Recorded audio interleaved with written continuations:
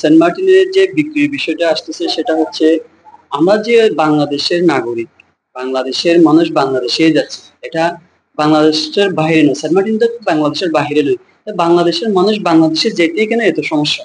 যে একটা লোক যেতে আপনার এই আইডি কার্ড চেক আপ করে, কোনো মিস্ত্রি যেতে পারে না, কোনো লেবার যেতে পারে না, কোনো একটা টুরিস্ট যেতে পারে না। যেমন দেখা গেছে আগে আগে বর্ষাকাল আসলে এই ট্রলারে করে স্পিড বোটে করে কিছু লোকজন যেত।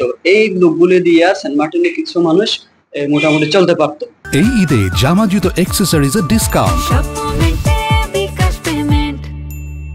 সেন্ট মার্টিনে এখন যে দুর্ভিক্ষটা চলছে, 65 দিনের বন্ধ, মাছ ধরা বন্ধ। বিশেষ করে এখন টুরিস্ট বন্ধের পরে কিন্তু মাছ ধরাটা টুকিটাকি হয়।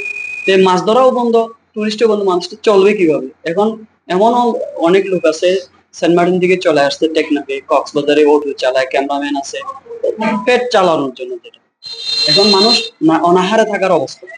আর এইভাবে যদি হয়তো আর 1-1.5 মাস যায়, আমার মনে হয় সেন্ট মার্টিনে শতকরা 30% বাড়িতে, 40% বাড়িতে চাউল থাকবে। যদি সেন্ট মার্টিনের মানুষ সেন্ট মার্টিনে যেতে না পারে, টুরিস্ট যেতে না পারে, সেটা আমি কেন স্বাভাবিক সবাই মনে করবে যে দ্বীপটা কি বিক্রি হলো কেন বা হচ্ছে কি না, নাহলে আমাদেরকে এত হয়রানি কেন?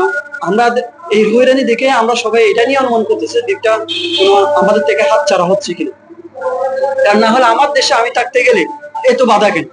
এটা তো আমার দেশ, আমার জন্মভূমি, আমার জন্মভূমিতে আসতে আমার এত বাধা থাকবে কেন?